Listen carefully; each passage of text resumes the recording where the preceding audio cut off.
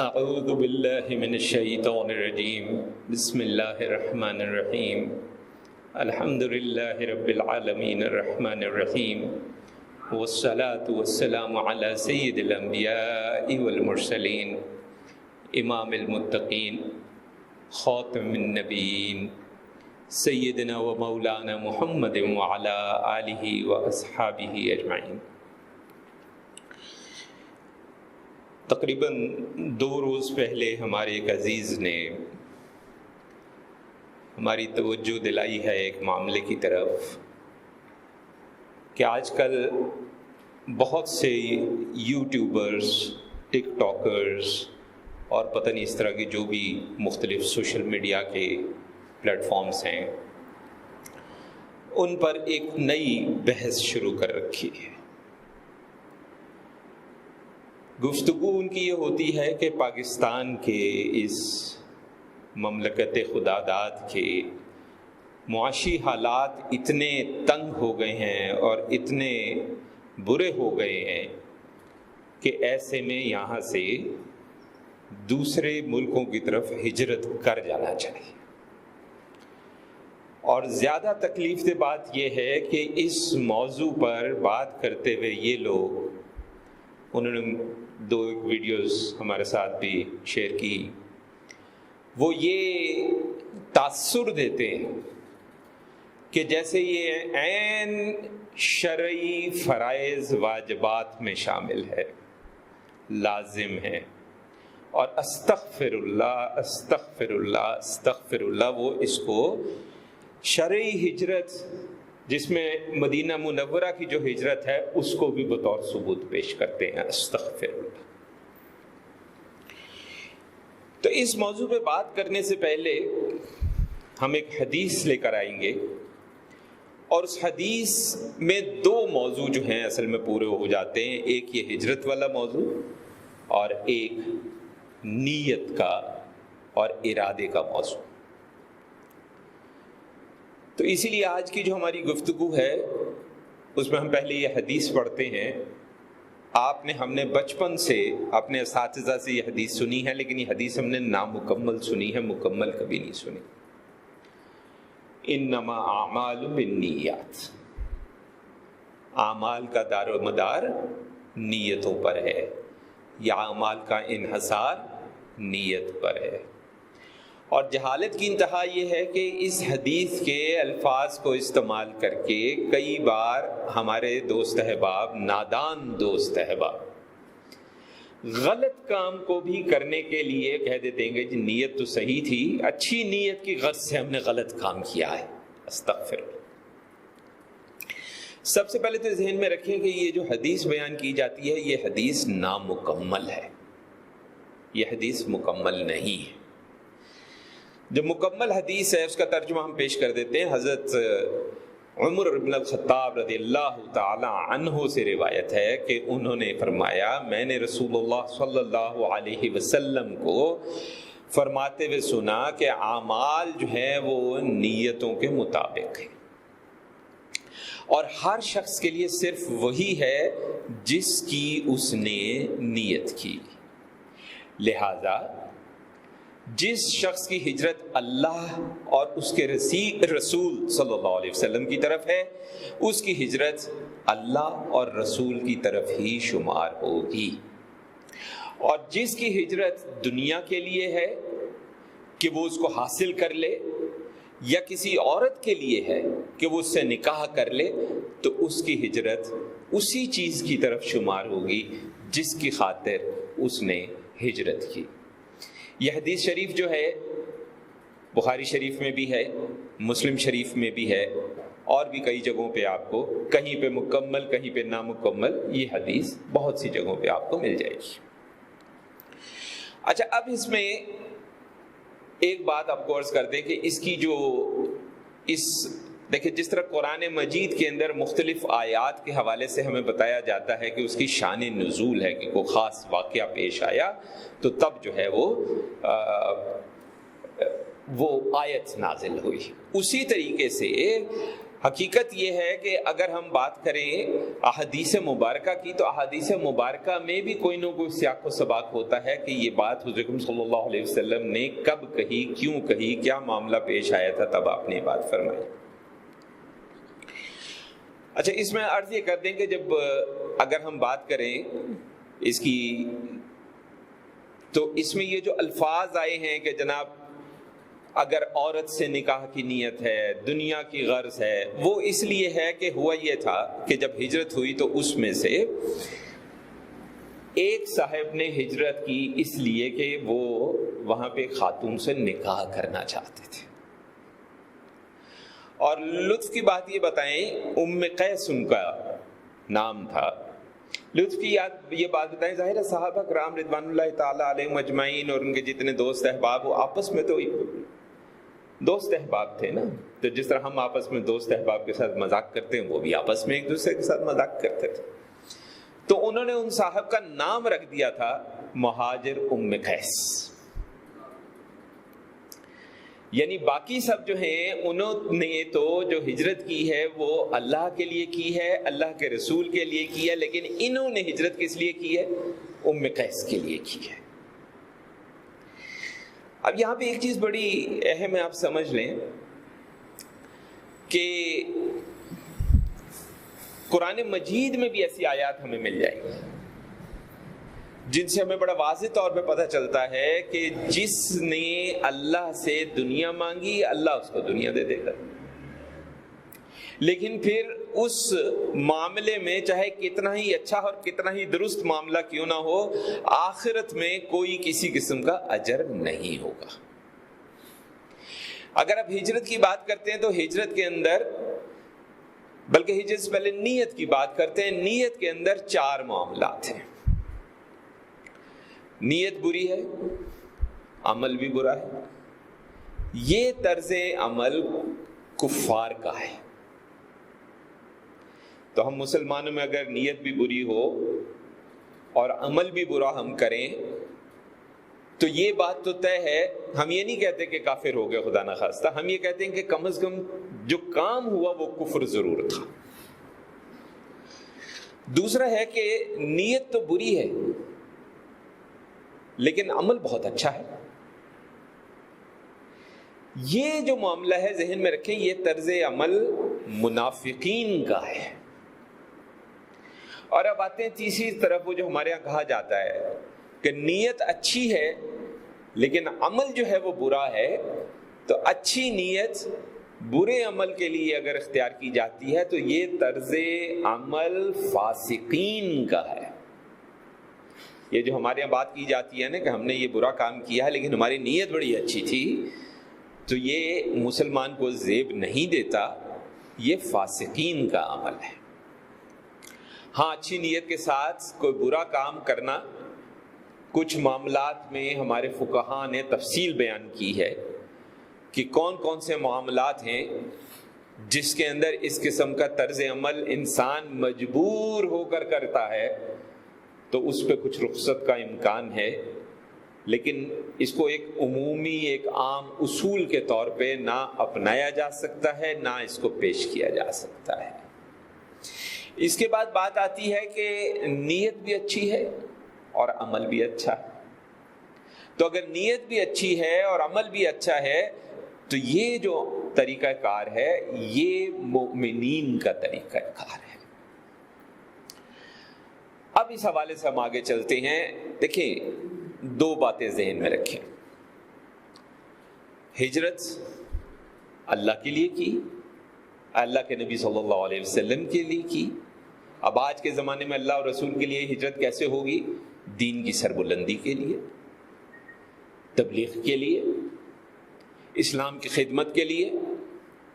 کوئی ایسا علاقہ، کوئی ایسا ملک ہے جہاں پہ مسلمان بہت کثرت میں ہیں لیکن وہاں پہ ان کی تعلیم و تربیت کا اور ان کے لیے کوئی مناسب انتظام نہیں ہے، اس کے لیے تو یہ تو ہم مانتے ہیں کہ یہ اسی کی طرح کی ہجرت ہے جیسی حضور اکرم صلی اللہ علیہ وسلم کو نے اپنے صحابہ کو کہی تھی کرنے کے لیے۔ اس کے علاوہ اگر ہجرت اس لیے کی جا رہی ہے کہ وہاں پہ آپ کو اعلانیہ آپ کے دین پہ عمل کرنے سے روکا جا رہا ہو، اس میں بہت مشکلات پیش ہو آ رہی ہوں، اور پھر آپ اس غرض سے ہجرت کرتے ہیں کہ ہم کسی ایسے ملک جا رہے ہیں کہ جہاں پہ کم از کم ہمیں اپنے دین پہ عمل کرنے سے روکا نہیں جائے گا، رکاوٹیں نہیں ڈالی جائیں گی، تو یہ ہجرت بھی ٹھیک ہے، شرعاً جائز ہے، باعث ثواب ہے، اس میں کوئی شک نہیں ہے، بلکہ یہ ہجرت تو ایسی ہے کہ کرنی چاہیے۔ اچھا، لیکن اب دنیا کے لیے ہجرت ہے، یہاں میں اتنا کماتا ہوں، وہاں میں اتنا کما لوں گا، آپ جانا چاہتے ہیں جائیں، آپ کو کوئی منع نہیں کر رہا۔ اگر آپ واقعی سمجھتے ہیں کہ وہاں پہ آپ جائیں گے تو آپ معاشی طور پہ بہتر ہو جائیں گے، آپ ضرور جائیں، آپ کو کون منع کر رہا ہے؟ لیکن اللہ سے ڈریں، کم از کم اس کو شرعی رنگ تو نہ دیں۔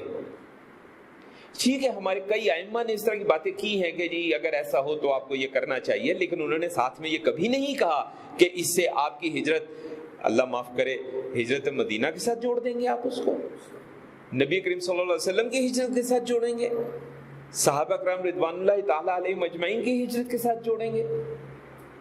یہ عظیم گناہ ہے، عظیم گستاخی ہے، لا علمی ہے، اس سے بچیں۔ تو عام طور پہ ہجرت کے لیے کہا جاتا ہے کہ یہ ایک اللہ کے لیے ہجرت ہے، ایک دنیا کے لیے ہجرت ہے، ایک دار الاسلام کی طرف ہجرت ہے۔ بالکل ٹھیک ہے، یہ مکہ مکرمہ سے صحابہ نے جو ہجرت کی تھی رضوان اللہ تعالیٰ علیہم اجمعین، یہ وہی ہے۔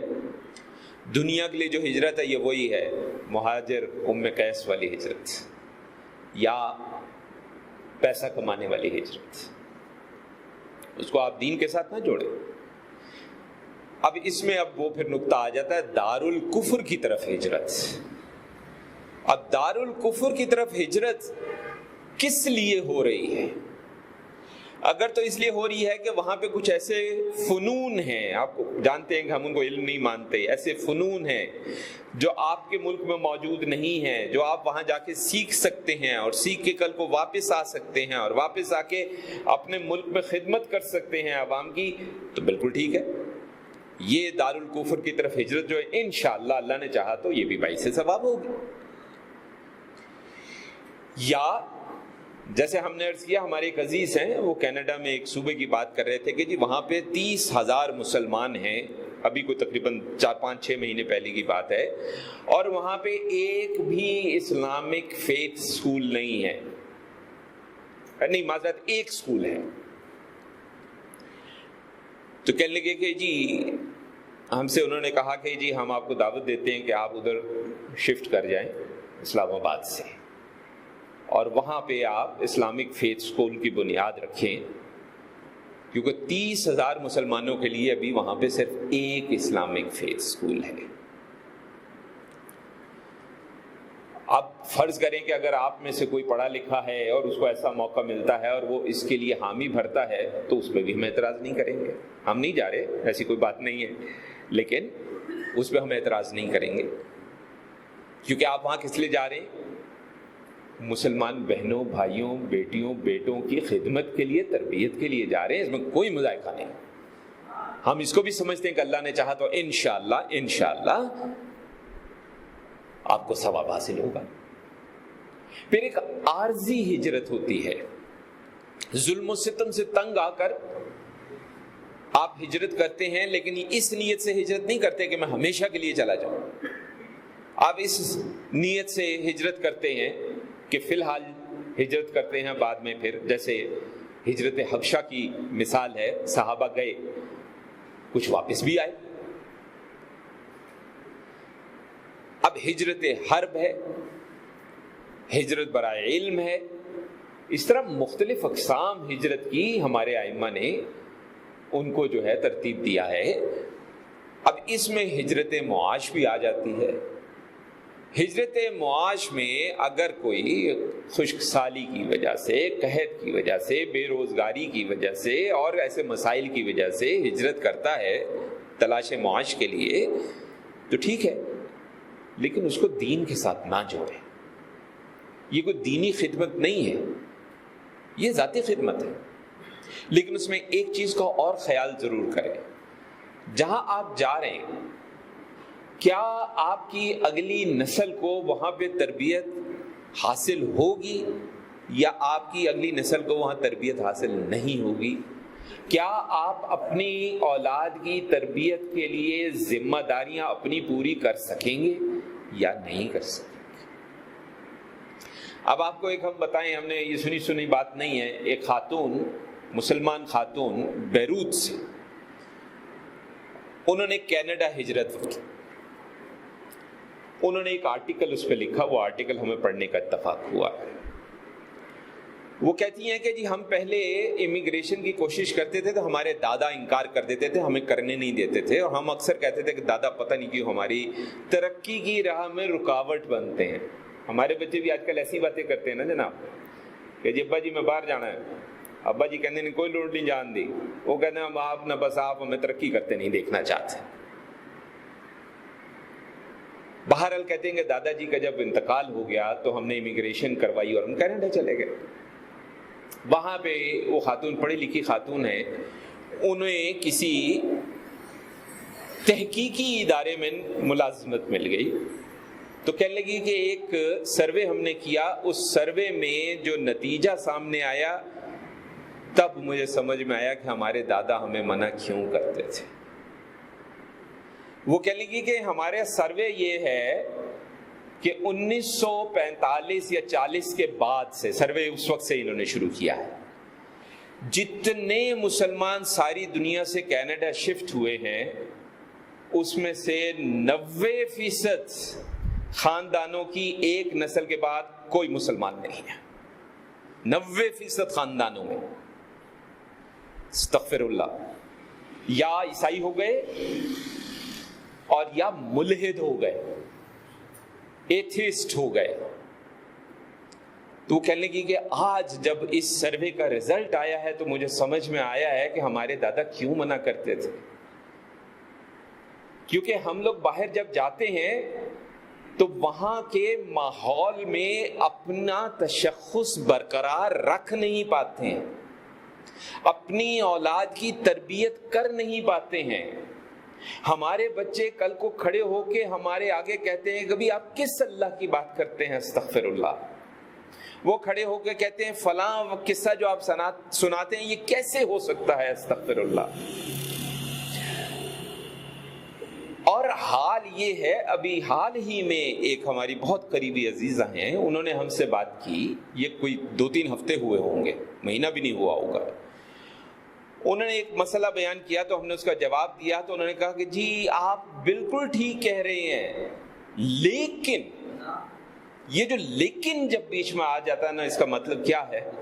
اس کا مطلب ہے کہ آپ کے ذہن سے بنیادی فہم دین کا، اللہ رسول سے تعلق، یہ سب کچھ ٹوٹ چکا ہے. کیونکہ جب اللہ رسول کی بات میں لیکن آ جاتا ہے،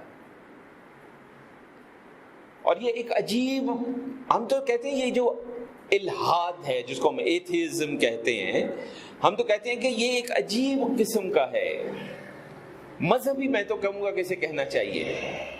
یہ ایک ایسا عجیب مذہب ہے، وہ کہے گا کہ جی کوئی اس کائنات کو بنانے والا وجود نہیں ہے، کوئی ذات نہیں ہے، یہ خود سے بن گئی ہے. لیکن ویسے جب بات کریں گے کہیں گے there is a higher intelligence. وہ اللہ کا بندہ پوچھے کہ بھائی یہ ہائر انٹیلیجنس کون سی ہے، کہاں ہے یہ ہائر انٹیلیجنس؟ کائنات میں بکھری ہوئی کوئی چیز ہے، کیا چیز ہے یہ؟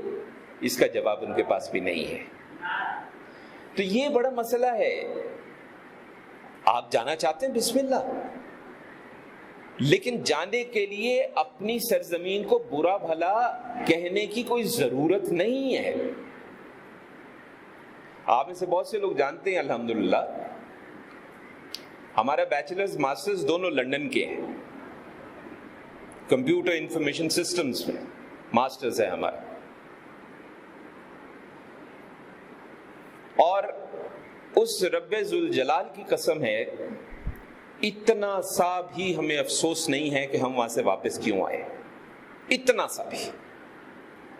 اگر کبھی وقتی طور پہ، کیونکہ ہمارے سارے دوست احباب، کوئی لندن بیٹھا ہے، کوئی کینیڈا بیٹھا ہے، کوئی امریکہ بیٹھا ہے، کوئی کہیں بیٹھا ہے، اور وہ کبھی کبھی ہم سے بات کرتے ہیں، اگر کبھی کسی وقت کوئی اتنا سا بھی کوئی احساس ہو جائے دل میں کہ اگر ہم ہوتے وہاں تو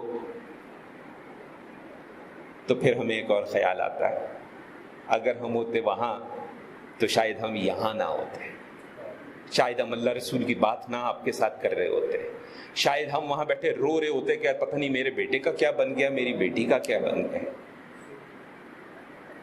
اتنی بڑی نعمت میرے رب نے مجھے دی ہے، اتنا سا بھی افسوس نہیں کیا۔ اور کیا ہوا؟ الحمدللہ ہمارے بچے پل بھی گئے، پڑھ بھی گئے، کون سی کوئی ایسی مصیبت پڑ گئی؟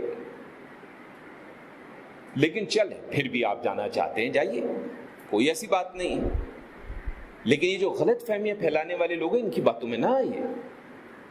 کوئی تقریباً 1.5-2 سال پہلے ایک ہمارے 1987-88 کے ایک ہمارے ساتھی تھے، لندن میں ہمارے ساتھ پڑھتے تھے، انہوں نے ہم سے رابطہ کیا، رابطہ کر کے کہنے لگے کہ ندیم تعارف کرایا، میں وہ فلاں فلاں فلاں ہوں، آپ کے ساتھ ہوتا تھا۔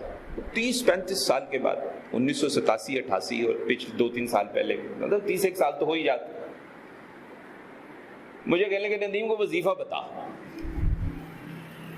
میں نے کہا جی وظیفہ کس چیز کا چاہیے آپ کو، مسئلہ کیا ہے؟ مسئلہ یہ ہے، امریکہ میں ہوتے ہیں، مسئلہ یہ ہے کہ میں 2 نوکریاں بھی کر رہا ہوں، تیسری ڈھونڈ رہا ہوں، کیونکہ مجھ سے بچوں کو پڑھانے کے لیے فیس دینے کی میرے پاس گنجائش نہیں۔ ہم یہ نہیں کہتے کہ سب کے ساتھ ایسا ہو رہا ہے، یہ بات کرنے کا مقصد یہ ہے کہ ہر طرح کے حالات ہر ملک میں ہوتے ہیں۔ ہم جب لندن میں تھے، ہم نے وہاں پہ فٹ پاتھوں پہ اخبار لپیٹ کے سوتے لوگ دیکھے ہیں، سنی سنائی بات نہیں ہے۔ یہاں پہ ہمیں یہ ویڈیو بنانے والے ایسے دکھاتے ہیں جیسے پتہ نہیں وہاں جائیں گے تو درختوں پہ پاؤنڈ اور ڈالر لگے ہوں گے، اور ہم اچھل اچھل کے وہاں سے پاؤنڈ اتاریں گے اور گڈیاں بنا بنا کے پیچھے گھر کو بھیجیں گے۔ اور دوسری سب سے بڑی غلطی ہمارے بھائی کرتے ہیں جو وہاں رہتے ہیں، ظلم کرتے ہیں وہ، یہ بہت بڑا، وہ 2-2, 3-3, 4-4, 5-5 سال بعد وہاں سے آتے ہیں، پیسے اکٹھے کیے ہوتے ہیں انہوں نے، اب وہاں سے $1000 لے کے یہاں آتے ہیں، یہاں بن جاتے ہیں پتہ نہیں کتنے لاکھ روپے، 1000 پاؤنڈ لے کے آتے ہیں، یہاں بن جاتے ہیں لاکھ پاؤنڈ، وہ کتنے روپے، لاکھوں میں۔ وہ یہاں آ کے پھر ایسی بے دردی کے ساتھ خرچ کرتے ہیں کہ سب کہتے ہیں کہ یار پتہ نہیں کتنا پیسہ ہے نا، کو پتہ نہیں بڑا کوئی ہوتا نوٹ ہے گا۔ اور وہاں جا کے دیکھیں ذرا وہ بیچارے کیسے رہ رہے ہیں، کتنے لوگ ہیں جو اچھے رہ رہے ہیں۔ ہم یہ نہیں کہتے کہ سارے، بہت بہت اچھے لوگ بھی رہ رہے ہیں، ایسی کوئی بات نہیں، لیکن اس طرح کی باتیں۔ اب ایک طرف ایک یوٹیوبر نے کہا کہ جناب جرمنی چلیں، آج یونیورسٹی میں میرے پاس، آپ یونیورسٹی آ کے دیکھیے، ہر دوسرا بچہ کہتا ہے جی میں نے بیچلرز کر لیا، میں نے اب جرمنی جانا ہے۔ ٹھیک ہے جی جاؤ، ہمیں تو کوئی اعتراض نہیں ہے، ہم تو صرف 2 باتیں کہہ رہے ہیں۔ ایک ہم کہہ رہے ہیں کہ اسلام کو بیچ میں مت لاؤ، آپ دنیا کی غرض سے جا رہے ہو جاؤ، آپ کو کسی نے نہیں روکا، دین آپ کو نہیں منع کر رہا، لیکن یہ نہ کہو کہ آپ اسلام کی خدمت کر رہے ہیں وہاں جا کر۔ دوسرا یہ اپنا ارادہ پختہ کر لیں کہ اگر آپ وہاں پہ اتنا عرصہ رہ رہے ہیں کہ آپ کی اگلی نسل وہاں پہ پلنے لگ جائے تو اس کا خیال کریں۔ ہم نے پہلے بھی ایک نشست میں ایک بات عرض کی تھی، آج پھر عرض کرتے ہیں، قرآن و حدیث سے یہ بات ثابت ہے۔ روز قیامت کسی بات تو بچی کے حوالے سے ہے، بیٹی کے حوالے سے ہے، لیکن یہ بات کو عام اصول سمجھیں آپ۔ کسی لڑکی کو کہا جائے گا کہ اس کا یہ گناہ یہ گناہ یہ گناہ، اس کو جہنم میں ڈال دیا جائے، وہ لڑکی کی ٹھہر جائے، پہلے میرے ابے کو بلائیں، اس نے مجھے بتایا ہی کبھی نہیں، اس نے میری تربیت نہیں کی، اس نے مجھے روکا نہیں، جب وہ روک سکتا تھا اس نے مجھے منع نہیں کیا، کہا جائے گا اس کے باپ کو بھی جہنم میں ڈال دو، پھر کہے گی ٹھہر جاؤ میرا بھائی، 4 مردوں کو کم از کم وہ اپنے ساتھ جہنم میں لے کے جائے گی، باپ، بھائی، بیٹا اور شوہر۔ ہاں ایک بات ہم مانتے ہیں، کئی بار ہوتا ہے کہ ہم خود بھی ساری عمر کوتاہی میں گزار دیتے ہیں، پھر اللہ تعالیٰ توفیق دیتا ہے، ہدایت دیتا ہے، تک اولاد ہاتھ سے نکل گئی ہوتی ہے، یہ بات ہمیں سمجھ میں آتی ہے، لیکن ایسے معاملے میں ساتھ ساتھ بتاتے ضرور رہنا چاہیے، چاہے اولاد کو نہ اچھا لگے، وہ آپ کے ہاتھ میں نہیں ہے، آپ کے قابو میں نہیں ہے، ٹھیک ہے، آپ کے قابو میں نہیں ہے، جتنا سہولت کے ساتھ کر سکتے ہیں اتنا ضرور کرتے رہیں، تاکہ اگر اللہ نہ کرے ہمارے ساتھ ایسا کوئی موقع آ جائے تو ہمارے نامہ اعمال میں اتنا تو لکھا ہو کہ نہیں اس نے بات تو کی تھی، کہا تو تھا کہ بیٹا یہ بات غلط ہے، ایسے نہ کرو، اور اس نے آگے سے بدزبانی کی تھی کہ ابا جی تانوں کی پتا ہے، ٹھیک ہے نا، وہ ٹھیک ہے، لیکن جو کر سکتے ہیں اتنا ضرور کریں۔ تو عرض کر رہے تھے کہ ابھی پچھلے ہفتے ایک اور ہمارے پاس ویڈیو آ گئی جناب، وہ ایک خاتون نے جرمنی میں کی ہے ویڈیو، اور اس کو اب کیا ہے، اور وہ کہہ رہی ہیں جرمنی سے لوگ چھوڑ کے جا رہے ہیں، اور وہ کہہ رہی ہیں جو امیگریشن کرا کے جرمنی آ رہے تھے وہ بھی چھوڑ کے جا رہے ہیں۔ اب یہاں پہ مسئلے پڑ گئے ہیں، اب جرمنی کی حکومت اور آسانیاں پیدا کرنے کی کوشش کر رہی ہے تاکہ اور لوگوں کو جو ہے وہاں پہ لایا جا سکے۔ تو کہنے کا مطلب یہ ہے کہ ان لوگوں کو سن کے ان لوگوں نے صرف اپنی ویڈیو کی ریٹنگز بڑھانی ہوتی ہیں کہ جی اب 1.5 لاکھ ویو ہو گیا ہے، 2 لاکھ ویو ہو گیا ہے، 3 لاکھ ویو ہو گیا ہے، اس کو ان کو پیسے ملتے ہیں۔ جناب آپ کا کیا مطلب ہے؟ مفت میں ہی ہے، بڑی کوئی خدمت کر رہے ہیں؟ آپ کی کوئی خدمت نہیں کر رہے ہیں۔ جو بھی فیصلہ کرنا بے شک جاننا جائیں، سوچ سمجھ کے جائیں، پورا ایک نظام ذہن میں رکھ کر جائیں۔ آپ نے جانا ہے کہاں جائیں گے، کیا کریں گے، اگلی نسل کی تربیت کیسے کریں گے، یہ اگلی نسل کہیں ہمیں جہنم میں تو نہیں لے جائے گی، یہ بڑا اہم نکتہ ہے، اس کا خیال کریں اور ان لوگوں سے بچیں۔ یہ اپنے پیسوں کے چکر میں آپ کو ہمیں سب کو جھوٹ بتا کے بے وقوفی کرتے ہیں۔ اب ذہن میں رکھیں کہ صرف ایک معاملہ ایسا ہے جس میں اگر آپ ہجرت نہ کریں تو روز قیامت آپ گناہ گار ہو جائیں گے، وہ یہ ہے کہ آپ ایسی جگہ پہ دارالکفر میں ہیں یا ایسی جگہ پہ ہیں جب ظلم و ستم اتنا ہے کہ آپ بنیادی فرائض و واجبات ادا کرنے کے بھی قابل نہیں ہو رہے، اور آپ وہ جگہ چھوڑ کے نہ جائیں تو آپ روز قیامت مجرم ٹھہرائے جائیں گے، اور یہ بات بھی قرآن و حدیث سے ثابت ہے۔ اور اس کے اندر باقاعدہ جو الفاظ ہیں وہ یہ ہیں کہ فرشتے آگے سے کہیں گے، وہ یہ کہیں گے کہ جناب ہم تو مجبور تھے، کمزور تھے، مظلوم تھے۔ آگے سے فرشتے کہیں گے کیا اللہ کی زمین کشادہ نہیں تھی کہ تم اس میں ہجرت کر سکتے؟ لیکن یہ صرف ایک موقع ہے بس کہ جس میں آپ پہ لازم ہے ہجرت کرنا، باقی ہجرتیں 2 ہی رہ جاتی ہیں، باقی جتنی مرضی اقسام بتا دیں اصل میں 2 ہی اقسام بنتی ہیں، یا اللہ رسول کے لیے یا دنیا کے لیے۔ اب دنیا کے لیے میں ہی یہ معاشی ہے، ضرور جہاں ہم تو منع کر ہی نہیں رہے کسی کو، بالکل منع نہیں کر رہے، لیکن ہم صرف یہ کہہ رہے ہیں اس کو اللہ رسول سے نہ جوڑیں، اور اللہ تعالیٰ ان لوگوں کو ہدایت دے جو اپنی ریٹنگز بنانے کے لیے کہاں کی حدیث کہاں جوڑتے ہیں، کہاں کی آیت کہاں جوڑتے ہیں، بات کوئی اور ہو رہی ہوتی ہے، اس کی کوئی اور ہی تشریح بنا دیتے ہیں، ایسی تشریح جو پچھلے 1500 سال میں ہمارے کسی امام کو بھی نہیں سمجھ آئی، کسی عالم کو بھی سمجھ نہیں آئی، کسی محقق کو بھی نہیں سمجھ آئی، کسی مفسر کو بھی سمجھ نہیں آئی، کسی محدث کو بھی سمجھ نہیں آئی۔ یہ ایک صاحب ہیں ان کو سمجھ میں آ گئی ہے، کمال کی بات ہے۔ اللہ تعالیٰ ہدایت دے ان کو، اور اللہ تعالیٰ ہم پہ بھی رحم فرمائے کہ ہم اس قسم کی الٹی سیدھی پوسٹس دیکھ کے خام خواہ متاثر ہو کے خام خواہ گھر والوں کے لیے عذاب نہ کھڑا کریں۔ ایسے بہت سے آپ کو بھی پتہ ہے، آپ کے بھی ارد گرد شاید ایسے واقعات ہوئے ہوں گے کہ بیٹے نے اتنا ناک میں دم ابا جی کا کر دیا، ابا جی نے کہیں سے پتہ نہیں مانگ تانگ کے زمین بیچ کے پتہ نہیں کیسے پیسے ارینج کیے، وہ اس کو پیسے دیے، وہ بعد میں پتہ چلا جی وہ تو فراڈ نکلا، پیسے بھی کھائے گئے، بچہ بھی واپس آ گئے۔ بہت سوچ سمجھ کے جانے سے کوئی روک نہیں رہا، صرف نیت درست رکھیں، اور یہ خام خواہ بہانہ نہ بنائیں گے جی ہم تو اللہ رسول کے لیے جا رہے ہیں۔ بھائی آپ پیسہ کمانے جا رہے ہیں، سیدھی بات کریں، کیوں اللہ رسول کو بیچ میں لے کے آتے؟ نہ کریں اس طرح کی بات۔ اللہ تعالیٰ ہمیں فہم عطا فرمائے۔ وصلی اللہ علی خیر خلقہ سیدنا و مولانا محمد وعلی آلہ واصحابہ اجمعین برحمتک یا ارحم الراحمین۔